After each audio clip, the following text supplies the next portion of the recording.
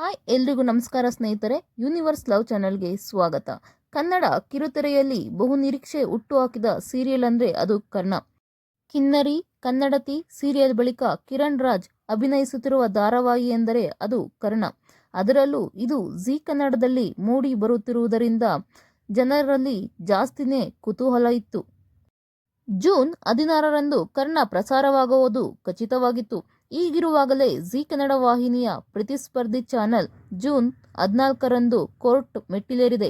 ಕರ್ಣ ಧಾರಾವಾಹಿ ಪ್ರಸಾರವಾಗಬಾರದೆಂದು ಕೋರ್ಟ್ನಿಂದ ಪ್ರತಿಸ್ಪರ್ಧಿ channel stay order ತಂದಿದೆ. ವೀಕ್ಷಕರು ಕೂಡ ತುಂಬ ಕಾತುರದಿಂದ ಕಾಯ್ತಾ ಇದ್ರು. ಇವತ್ತು 8 ಗಂಟೆಗೆ ಕರ್ಣ ಸೀರಿಯಲ್ ಪ್ರಸಾರವಾಗುತ್ತೆ ಅಂತ. ಆದರೆ ಏನು ಮಾಡೋದು, 8 ಗಂಟೆಗೆ ನಿಗದಿಯಾಗಿದ್ದ ಕರ್ಣ ಸೀರಿಯಲ್ ಪ್ರಸಾರಕ್ಕೆ ತಡೆ ಬಿದ್ದಿದೆ. ಜೀ ಕನ್ನಡ ವಾಹಿನಿಯ ಪ್ರತಿಸ್ಪರ್ಧಿ ಚಾನೆಲ್ ಜೊತೆಗೆ ಭವ್ಯ ಗೌಡ ಅವರ ಅಗ್ರಿಮೆಂಟ್ ಆಗಿತ್ತು. ಪ್ರತಿಸ್ಪರ್ಧಿ ಚಾನೆಲ್ ಅಂದರೆ ನೀವೇ ಅರ್ಥ ಮಾಡ್ಕೊಳ್ಳಿ ಯಾವ ಚಾನೆಲ್ ಇರ್ಬೋದು ಅಂತ. ಅಗ್ರಿಮೆಂಟ್ ಪ್ರಕಾರ ಕೆಲ ತಿಂಗಳ ಮಟ್ಟಿಗೆ ಭವ್ಯ ಗೌಡ ಬೇರೆ ಚಾನೆಲ್ಗಾಗಿ ಕೆಲಸ ಮಾಡುವಂತಿರಲಿಲ್ಲ. ಅದನ್ನೇ ಇಟ್ಟುಕೊಂಡು ಪ್ರತಿಸ್ಪರ್ಧಿ ಚಾನೆಲ್ ಕೋರ್ಟ್ ಮೆಟ್ಟಿಲೇರಿದೆ. ಕರ್ಣ ಧಾರಾವಾಹಿ ಪ್ರಸಾರಕ್ಕೆ ಸ್ಟೇ ತಂದಿದೆ. ಭವ್ಯ ಗೌಡ ವಿಚಾರವಾಗಿ ಕೋರ್ಟ್ನಿಂದ ಸ್ಟೇ ಬಂದಿರೋದ್ರಿಂದ ಅವರಿಗೆ ಸಂಬಂಧಿಸಿದಂತೆ ಕರ್ಣ ಧಾರಾವಾಹಿಯ ಎಲ್ಲ ಪೋಸ್ಟ್, ವಿಡಿಯೋ ಹಾಗೂ ಪ್ರೋಮೋಗಳನ್ನು ಡಿಲೀಟ್ ಮಾಡಲಾಗಿದೆ. ಭವ್ಯ ಗೌಡ ಅವರ ಸೋಷಿಯಲ್ ಮೀಡಿಯಾ ಅಕೌಂಟ್ಗಳಲ್ಲೂ ಕರ್ಣ ಸೀರಿಯಲ್ಗೆ ಸಂಬಂಧಿಸಿದ ಪೋಸ್ಟ್ಗಳನ್ನು ತೆಗೆಯಲಾಗಿದೆ. ಕರ್ಣ ಸೀರಿಯಲ್ನಲ್ಲಿ ಭವ್ಯ ಗೌಡ ಹೀರೋಯಿನ್ ಅಂತ ಅನೌನ್ಸ್ ಆಗಿ ತಿಂಗಳುಗಳೇ ಆಗಿದೆ.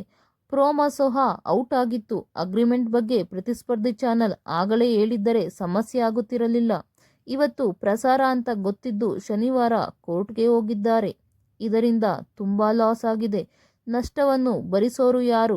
ಅಗ್ರಿಮೆಂಟ್ನಲ್ಲಿರುವ ದೋಷವನ್ನು ಹುಡುಕಿ ಕೇಸ್ ಹಾಕಿದ್ದಾರೆ ಎಂದು ಈ ಸೀರಿಯಲ್ ತಂಡಕ್ಕೆ ಸಂಬಂಧಿಸಿದವರು ತಮ್ಮ ಬೇಸರವನ್ನು ಹೊರಹಾಕಿದ್ದಾರೆ. ಭವ್ಯ ಗೌಡ ಅವರು ಕೂಡ ತಮ್ಮ ಇನ್ಸ್ಟಾಗ್ರಾಮ್ ಸ್ಟೋರಿಯಲ್ಲಿ ಆಲ್ ಓಕೆಯವರ ಡೋಂಟ್ ವರಿ ಸಾಂಗ್ ಅನ್ನು ಹಾಕಿದ್ದಾರೆ. ನನಗೆ ನ್ಯಾಯಾಂಗದ ಪ್ರಕ್ರಿಯೆ ಮೇಲೆ ನಂಬಿಕೆ ಇದೆ ಎಂದು ಬರೆದುಕೊಂಡಿದ್ದಾರೆ. ಏಕಾಏಕಿ ಪ್ರತಿಸ್ಪರ್ಧಿ ಚಾನೆಲ್ ಕೋರ್ಟ್ಗೆ ಹೋಗಿರೋದ್ರಿಂದ ಬರೀ ಭವ್ಯ ಗೌಡ ಸಂಕಷ್ಟಕ್ಕೆ ಸಿಲುಕಿಲ್ಲ. ನಿರ್ಮಾಪಕಿ ಶ್ರುತಿ ನಾಯ್ಡು ಆಘಾತಕ್ಕೊಳಗಾಗಿದ್ದಾರೆ. ಕರ್ಣ ಧಾರಾವಾಹಿಯ ಒಂದಷ್ಟು ಸಂಚಿಕೆಗಳ ಚಿತ್ರೀಕರಣ ಕೂಡ ಆಗಲೇ ನಡೆದಿದೆ. ಕರ್ಣ ಸೀರಿಯಲ್ನ ಅದ್ದೂರಿಯಾಗಿಯೇ ಶ್ರುತಿ ನಾಯ್ಡುರವರು ನಿರ್ಮಿಸಿದ್ದಾರೆ. ಕರ್ಣ ಸೀರಿಯಲ್ಗೆ ಸ್ಟೇ ಆರ್ಡರ್ ಬಿದ್ದಿರೋದ್ರಿಂದ ನಷ್ಟವಾಗೋದು ನಿರ್ಮಾಪಕಿ ಶ್ರುತಿ ನಾಯ್ಡು ಅವರಿಗೆ. ಹೀಗಾಗಿ ಆದಷ್ಟು ಬೇಗ ಕೋರ್ಟ್ನಲ್ಲಿ ಈ ಕೇಸ್ ಇತ್ಯರ್ಥವಾಗಲಿ ಎನ್ನುವುದೇ ಸೀರಿಯಲ್ ತಂಡದ ಆಶಯ.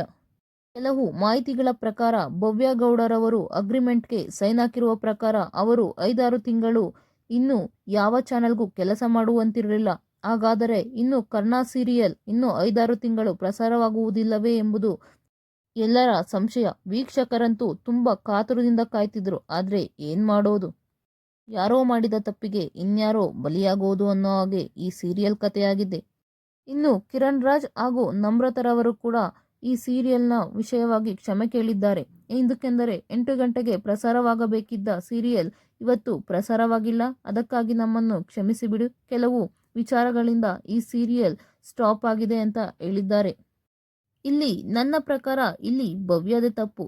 ಯಾಕೆಂದರೆ ಅವರು ಬೇರೆ ಚಾನೆಲ್ಗೆ ಕೆಲಸ ಮಾಡುವಂತಿಲ್ಲ ಅಂತ ಅಗ್ರಿಮೆಂಟ್ ಹಾಕಿದ ಮೇಲೂ ಯಾಕೆ ಜೀ ಕನ್ನಡದ ಸೀರಿಯಲ್ಗೆ ಒಪ್ಪಿಕೊಂಡಿದ್ದು? ಇದರಲ್ಲಿ ನಿಜವಾಗಿಯೂ ಭವ್ಯದು ತಪ್ಪಿದೆ. ಇಲ್ಲ ಅಂದಿದ್ರೆ ಮೊದಲೇ ಆ ಚಾನೆಲ್ಲರ್ ಜೊತೆ ಮಾತನಾಡಿಕೊಂಡು ಈಕೆ ಈ ಸೀರಿಯಲ್ ಸ್ಟಾರ್ಟ್ ಮಾಡಬಹುದಾಗಿತ್ತು. ಇಲ್ಲ ಅಂದಿದ್ರೆ ಕರ್ಣ ಸೀರಿಯಲ್ ತಂಡದವರಿಗೆ ಈ ವಿಷಯ ಮೊದಲೇ ಹೇಳಿದ್ದರೆ ಅವರೇ ಏನಾದರೂ ಮಾಡ್ತಾ ಇದ್ರು. ಈಗ ನೋಡಿ, ಅಷ್ಟೆಲ್ಲ ಖರ್ಚು ಮಾಡಿ ಈಗ ನಿರ್ಮಾಪಕಿ ಶ್ರುತಿ ನಾಯ್ಡು ಅವರಿಗೆ ಎಷ್ಟು ಲಾಸ್ ಆಗಿದೆ ಅಂತ. ನಿಮ್ಮ ಪ್ರಕಾರ ಇಲ್ಲಿ ಯಾರದು ಸರಿ ಯಾರದು ತಪ್ಪು ಎಂದು ಕಮೆಂಟ್ ಬಾಕ್ಸ್ನಲ್ಲಿ ಕಮೆಂಟ್ ಮಾಡಿ. ಪೂರ್ತಿ ವಿಡಿಯೋ ನೋಡಿದ್ದಕ್ಕಾಗಿ ಧನ್ಯವಾದಗಳು.